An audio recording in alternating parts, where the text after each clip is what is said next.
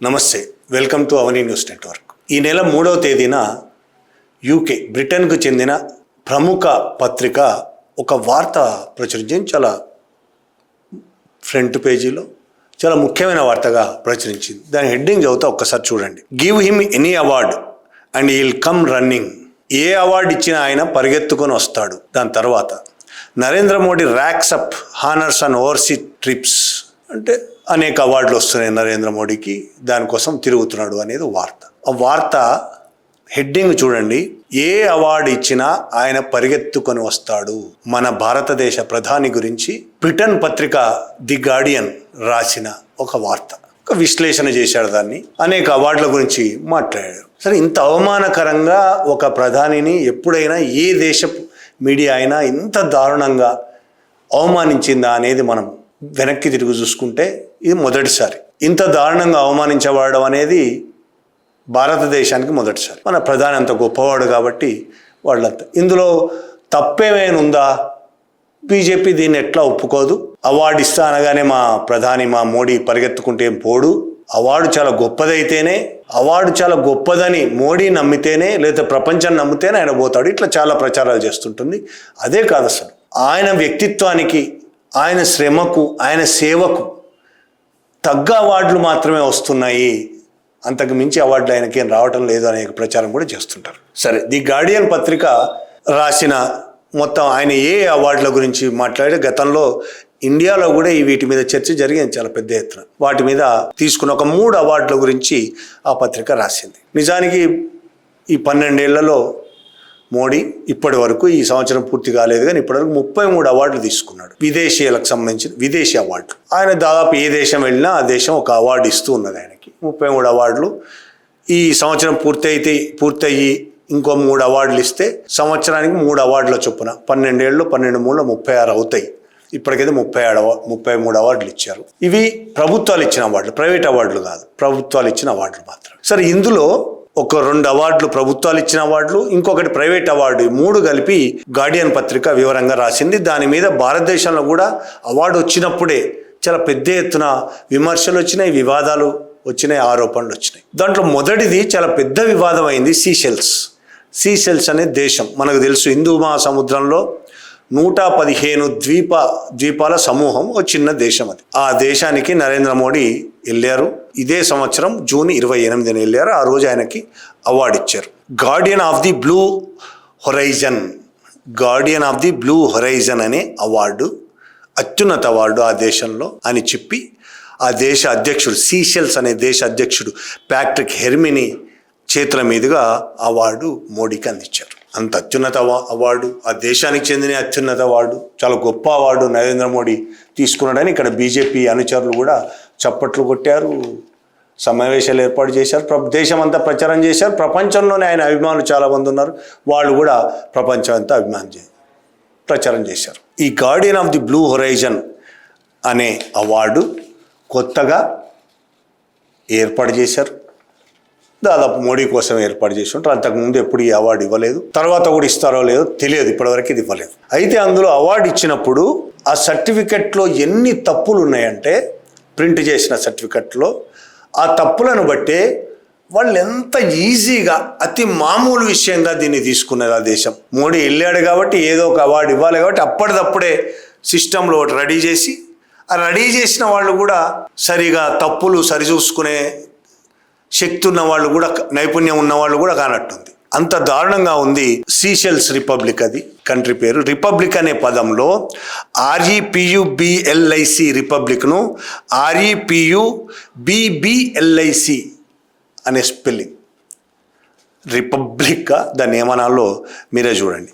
అలాగే సీషెల్స్ అనే స్పెల్లింగ్ కూడా ఇంత దారుణంగా అంటే, సీషెల్స్ అనే SEYCHELLES సీషెల్స్ అసలు స్పెల్లింగ్ SEYCHELLEC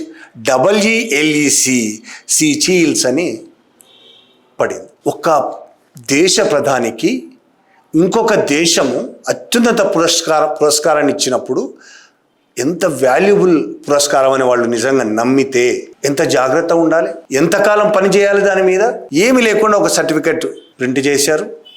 అన్ని తప్పులు తడక సర్టిఫికెట్. మొదటిసారి అది. అంతకుముందు Guardian of the blue horizon అనే అవార్డు అంతకుముందు ఎవరికి ఇచ్చింది లేదు, మొదటిసారి మోడీకి ఇచ్చారు. కాబట్టి అప్పటిదప్పుడే తయారు చేశారు. నేను అనుకోవడం మోడీ వెళ్తున్నారు అని డిసైడ్ కాగానే కూడా అవార్డు డిసైడ్ అయినట్లేడు. మోడీ ఇక్కడ ఫ్లైట్ ఎక్కిన తర్వాత అవార్డు డిసైడ్ అయి ఉంటుంది. టకటక గంటన్నరలో తయారు చేశారు, ఇచ్చి పడేశారు. అంటే నేను గంట అంటున్నా కానీ అక్కడ పత్రికలు ఇంకొన్ని పత్రికలు రాసినా ఒక 3 రోజుల ముందే దీన్ని డిసైడ్ చేశారు. ఇలాంటి అవార్డు ఒకటి ఇవ్వాలని మోడీ వెళ్ళడానికి ఒక 3 రోజుల ముందు డిసైడ్ చేశారు అంటే ఒకవేళ 3 రోజుల ముందు డిసైడ్ చేసినా ఇంతకంటే అద్భుతంగానే మన దగ్గర పనిచేసే వాళ్ళు చాలా అద్భుతంగా పనిచేయగలుగుతారు. అది కూడా చేయలేకపోయారు. ఇంత చేసిన తర్వాత ఈ సర్టిఫికెట్ను ఏ సాఫ్ట్వేర్ ద్వారా పరిశీలిస్తే ఈ సర్టిఫికెట్ ఏఐ రూపొందించింది అని తేలింది. అంటే ఎవరు తయారు చేయలే, మనుషులు తయారు చేసే సర్టిఫికెట్ కాదు, ఏఐ రూపొందించింది. ఇంత దారుణం అంటే ఇది. ఒక సర్టిఫికెట్ని ఏఐ ద్వారా తయారు చేయించారు, తప్పుందా ఒప్పుందా చూసుకోలేదు, ప్రింట్ చేయించారు, ఇచ్చేశారు మోడీకి. ఈయన తీసుకున్నాడు, హ్యాపీగా ఆనందంతో మొహం వెలిగిపోయింది ఈయనది. మన దేశంలో అంధభక్తులందరూ చప్పట్లు కొట్టేశారు, ఈయన వచ్చేసాడు దేశం. దీని మీద ప్రపంచవ్యాప్తంగా విమర్శలు వచ్చినాయి. ఇది సోషల్ మీడియాలో దీని తప్పులు, ఏఐ సృష్టించిన సర్టిఫికెట్ అనేది చాలా వివరంగా వచ్చింది. చాలా పెద్ద ఎత్తున దీని మీద ఇజ్జత్ పోయింది భారతదేశానికి. మన ప్రధాని వల్ల ఇజ్జత్ పోయింది. కాంగ్రెస్ నాయకులు కూడా దీని మీద ప్రెస్ మీట్లు పెట్టారు. సుప్రియా శ్రీనాథ్ ఆమె ఉంది, వాళ్ళ स्पोक्स पर्सन आमे प्रेस मीट बैठी मरी. लेकिन सेशंस ने इतनी जल्दबाजी दिखाई मोदी जी को अवार्ड देने में कि जो स्टैंप जो सील थी अवार्ड पर, उस पर वो रिपब्लिक ऑफ सेशंस की स्पेलिंग ही गलत लिख गए. आपको याद होगा मोदी जी को अवार्ड का चस्का है. ऐसा ही एक अवार्ड लेने वो इजराइल पहुंच गए थे, जो ना उनसे पहले ना उनके बाद किसी को दिया गया. उसके 2 दिन बाद युद्ध शुरू हो गया था. मोदी जी को भनक ही नहीं थी. कुछ विदेशों ने मोदी जी को एक फिलिप कोटलर अवार्ड भी दिया था 2016-17 में. उसके पहले ना कि अवार्ड दिया गया था ना उसके बाद दिया गया. तो भक्त तो झूम रहे हैं खुशी से कि भाई मोदी जी को एक नया अवार्ड मिला, लेकिन वो ये नहीं समझते कि विदेशी ये समझ चुके हैं कि मोदी जी की कमजोरी क्या है. ఇంత తొందరపడాల్సిన అవసరం ఏముంది? వాళ్ళు సీషెల్స్ అధికారిక పేరును కూడా తప్పుగా రాయాల్సినంత తొందరపడే అవసరం ఏముందని ఆమె మాట్లాడారు. బీజేపీ మాత్రం ఈ తప్పుల గురించి పట్టించుకోకుండా మోదీ నాయకత్వానికి ఈ పురస్కారానికి అందుకోవడం భారతదేశానికి గర్వకారణం అని బీజేపీ సహజంగానే మాట్లాడింది. ఇదంతా తర్వాత ఆ సీషెల్స్ విదేశాంగ మంత్రిత్వ శాఖ అన్ని ప్రపంచవ్యాప్తంగా చర్చ జరిగిన తర్వాత ఆ విదేశాంగ శాఖ ఒక ప్రకటన విడుదల చేసింది. పొరపాటు జరిగింది, వర్కింగ్ డ్రాఫ్ట్ ప్రచారంలోకి వచ్చింది. అసలైన సర్టిఫికెట్ కాకుండా వర్కింగ్ డ్రాఫ్ట్ ప్రచారంలోకి వచ్చింది. అసలైన మేము ఆమోదించిన ప్రామాణికమైన సర్టిఫికెట్ను మేము జారీ చేశాము, తర్వాత జారీ చేశామని చెప్పింది. మనం ముందే ఈ పని, ఒక నిజమే అయితే ఇది నిజమే అయితే ముందే ఈ పని చేసుకోవచ్చు కదా, అంత జాగ్రత్త లేకుండా ఏమిటి? ఇదొకటైతే అసలు 3 రోజుల క్రితమే ఒక అవార్డు ఏర్పాటు చేయడం ఏంది? మోడీ వెళ్తున్నాడు కాబట్టి ఆయనకు అవార్డు ఇస్తే సంతోషిస్తాడు కాబట్టి రేపు వాళ్ళ దేశానికి ఏమైనా భారతదేశాన్ని నుంచి ఉపయోగం ఉంటుంది కాబట్టి ఇలా అనుకొని ఒక అవార్డు అప్పటికప్పుడే సృష్టించి ఇచ్చారా? దీని మీద కదా అసలు చర్చ జరగాలి. తప్పులు జరుగుతాయి, తప్పులు జరగవచ్చు, ఎన్నైనా జరగవచ్చు. కానీ మోడీకి అవార్డు ఇస్తే ఆయన ఖుషి అవుతాడనే విషయం మీకు ఎవరు చెప్పారు? ఆ దేశం అధ్యక్షుడికో దేశ మంత్రులకో మోడీ ఇట్లా ఖుషి అవుతాడు, అవార్డు ఇస్తే చాలు ఖుషి అవుతాడు, ఏ పని అంటే ఆ పని చేస్తాడని ఎవరు చెప్పుంటారు వీళ్ళు? అది కదా అసలు సమస్య. దీనికి ముందు ఇజ్రాయిల్లో ఓ అవార్డు ఇచ్చారు, మీకు గుర్తుండే ఉంటుంది. ఈ సంవత్సరమే ఫిబ్రవరి 25న ఇజ్రాయిల్లో ఒక అవార్డు ఇచ్చారు. ఇజ్రాయిల్ వెళ్ళారు ఫిబ్రవరి 26న, మీకు గుర్తుండాలి అందరికీ. ఫిబ్రవరి 28న యుద్ధం స్టార్ట్ అయింది. ఇజ్రాయిల్ అమెరికా కలిసి ఇరాన్ మీద దాడి చేశాయి. దానికి 2 రోజుల ముందు మోడీ ఇజ్రాయిల్ వెళ్ళాడు. ఇజ్రాయిల్ వెళ్ళినప్పుడు Israel speaker of the Knesset medal of the Knesset అంటారేమో, KNESSET క్నెసెట్ మెడల్ను ఈయనకిచ్చింది. ఇది అత్యున్నత పార్లమెంటరీ గౌరవం అని ఆ దేశం ప్రకటించింది. ఫిబ్రవరి 25న ఈ క్నెసెట్ అనే అవార్డును పార్లమెంట్ స్పీకర్ అమీర్ ఓహానా మోడీకి ఇచ్చారు. ఇది చాలా అత్యున్నతమైన, ఇది దేశానికి అత్యున్నతమైనది కాదు, పార్లమెంటుకు సంబంధించి అత్యున్నతమైన అవార్డు అని చెప్పారు. అయితే ఈ అవార్డు కూడా సీషెల్ అవార్డు లాగే కొత్తగా ఏర్పాటు చేసిన అవార్డు. ఆ రోజు మోడీకి ఈ క్నెసెట్ అవార్డు ఏదైతే అవార్డు ఇచ్చారో క్నెసెట్ అనే అవార్డు, ఆ అవార్డును ఆ తర్వాత ఎవరికి ఇవ్వలేదు. అంతకు ముందు ఎవరికి ఇవ్వలేదు, గతంలో ఎవరికి ఇవ్వలేదు, తర్వాత కూడా ఎవరికి వచ్చే సంవత్సరం ఇస్తారా లేదా కూడా తెలియదు. ఇప్పటి వరకు కొత్తగా ఏర్పాటు చేసిన అవార్డు అది. ఆయన పర్యటిస్తాడని తెలిసిన తర్వాత సేమ్ సీషెల్స్ దేశం ఎట్లయితే మోడీ పర్యటనకు ముందు తయారు చేశారో అవార్డును, అట్లనే ఇజ్రాయెల్ కూడా మోడీ పర్యటనకు ముందే ఒక అవార్డును తయారు చేసింది, ప్రకటించింది. అత్యున్నత అవార్డు అనేది ప్రకటించి మోడీకి అంటగట్టింది. ఇజ్రాయెల్ ఇంత గొప్ప అవార్డు ఇచ్చిందని వెంటనే ఇక్కడ భారతదేశంలో భజనలు మొదలైనవి. సహజంగానే మొదలవుతాయి కదా. ఇది రెండో అవార్డు, అంటే రెండో అవార్డు ముందే వచ్చింది. ఇది సీషెల్ కంటే ముందే ఇది వచ్చింది. గార్డియన్ పత్రికలు రాసిన అవార్డును మాత్రమే నేను మాట్లాడుతున్నాను. ఈ రెండు కాకుండా ఇంకొక అవార్డు ఉంది, దేశం ఇచ్చిన అవార్డు కాదు, ప్రైవేట్ అవార్డు. అది భారతదేశంలోనే ఇచ్చారు. 2019లో జనవరి 14వ తేదీన ఈ దేశానికి అత్యుత్తమ నాయకత్వం వహించినందుకు గాను ఫిలిప్ కొట్లర్ రాష్ట్రపతి పురస్కారం, రాష్ట్రపతి అవార్డు. ఫిలిప్ కొట్లర్ రాష్ట్రపతి అవార్డు అంటే ఇదేమో రాష్ట్రపతి ఇచ్చే అవార్డు కాదు, దాని పేరే ఫిలిప్ కొట్లర్ ప్రెసిడెన్షియల్ అవార్డు. ఈ అవార్డును ప్రైవేట్ అవార్డు ఇది 2019 జనవరి 14న మోడీకి ఇచ్చారు భారతదేశంలోనే. ఈ పురస్కారం, ఈ అవార్డును అందుకున్న మొదటి వ్యక్తి మోడీయే. సేమ్ ఇంతకుముందు రెండు ఏదైతే చెప్పానో ఇది కూడా అంతే. ఈ అవార్డును అందుకున్న మొదటి వ్యక్తి మోడీ.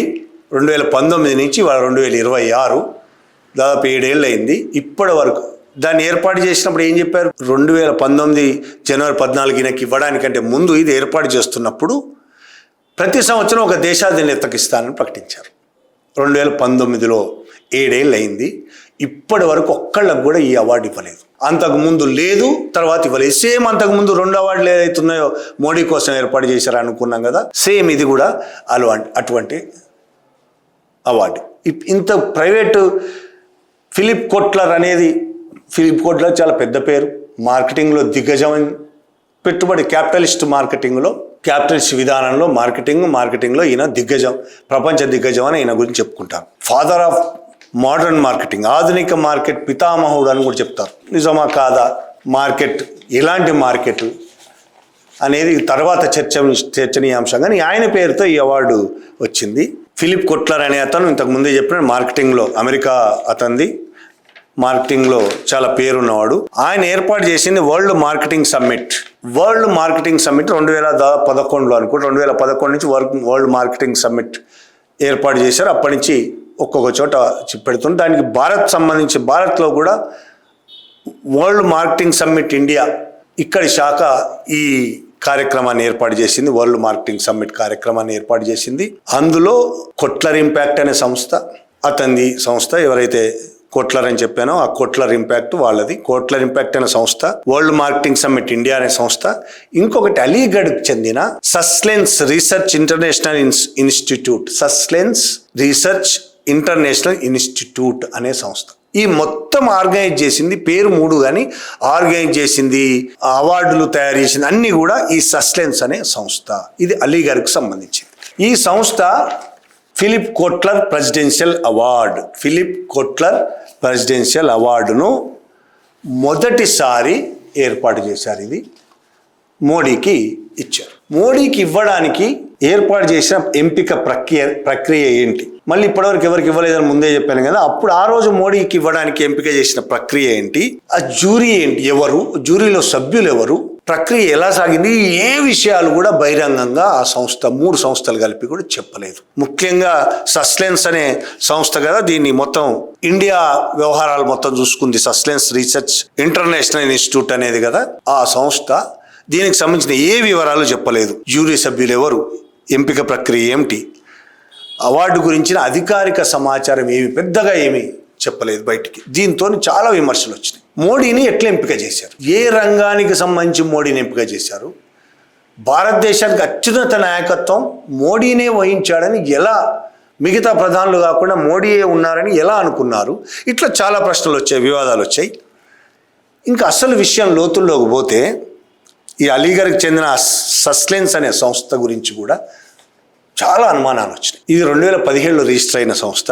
అంటే 1 సంవత్సరం పూర్తి కాకుండానే 2018లో జరిగిన వరల్డ్ మార్కెటింగ్ సమ్మిట్ ఇండియా నిర్వహణలో భాగస్వామి అయింది. అంత తక్కువ కాలంలో ప్రధానికి అంతర్జాతీయ అవార్డు కార్యక్రమ నిర్వహణలో కీలక పాత్ర ఎలా వహించింది అనే ప్రశ్న వచ్చింది. అలాగే సంస్థ చిరునామా మీద కూడా నిజంగానే ఈ సంస్థ ఉందా బోగసా, దీని మీద India today national channel research చేసింది. దీని మీద రిజిస్టర్ ఆఫ్ కంపెనీస్లో ఏ అడ్రస్ అయితే ఇచ్చారో అలీగఢ్ చిరునామా, ఆ చిరునామాకు ఇండియా టుడే టీవీ వెళ్ళినప్పుడు అక్కడ కార్యాలయం లేదు, బోర్డు లేదు, ఆ సంస్థ ప్రకటించిన మనుషులు లేరు, ఆఫీసు లేదు, చుట్టుపక్కల ఎవరిని అడిగినా అట్లాంటి సంస్థ ఉందని ఎవరు చెప్పలేదు.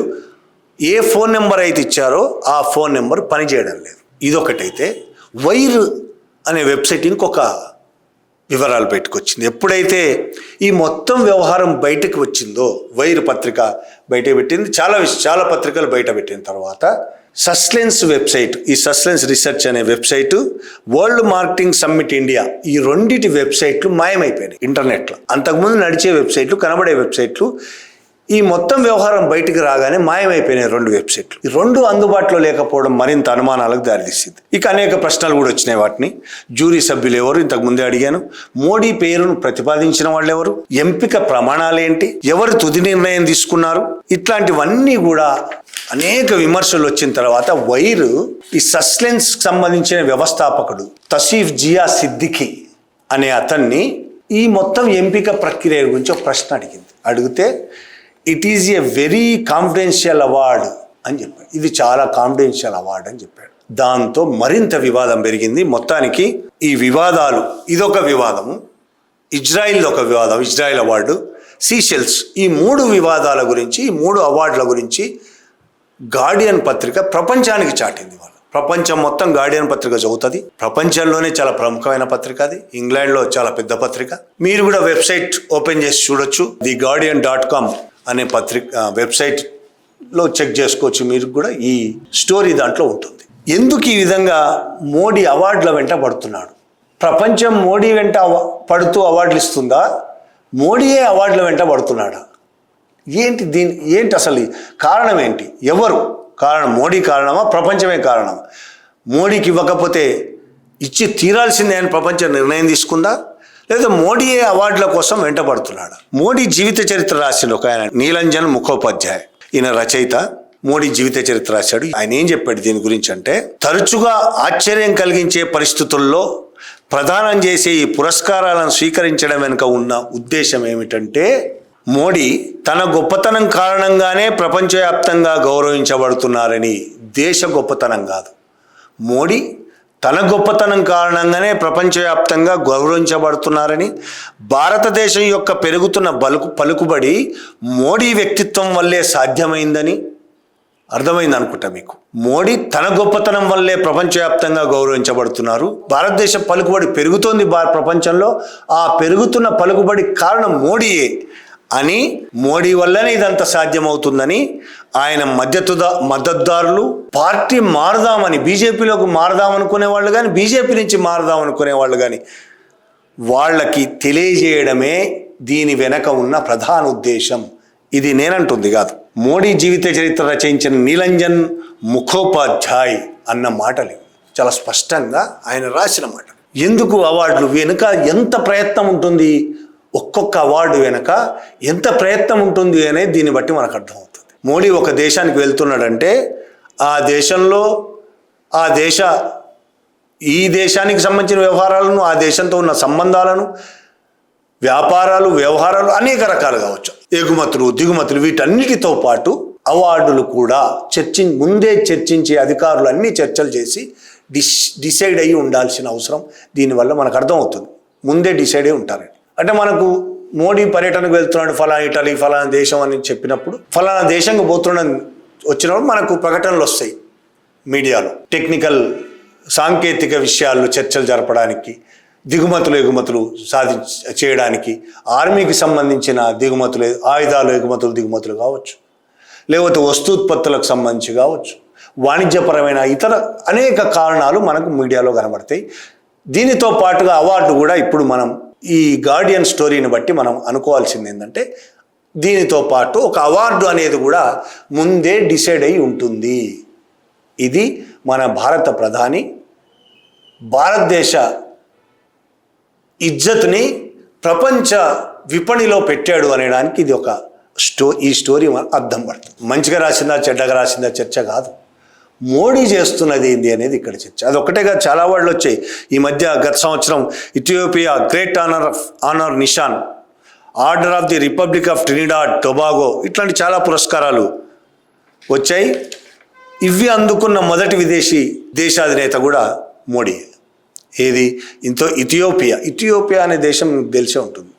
ఇథియోపియా చాలామందికి తెలియదు. పేదరికానికి, ఆకలి చావులకు చాలా గుర్తింపు ఉన్న ఇథియోపియా చాలా పేదరిక దేశం. ఆ దేశం గ్రేట్ ఆనర్ నిషాన్ ఒక award, order of the republic of Trinidad and Tobago, ఇట్లాంటి పురస్కారాలు ఆయా దేశాలు ఇచ్చినాయి.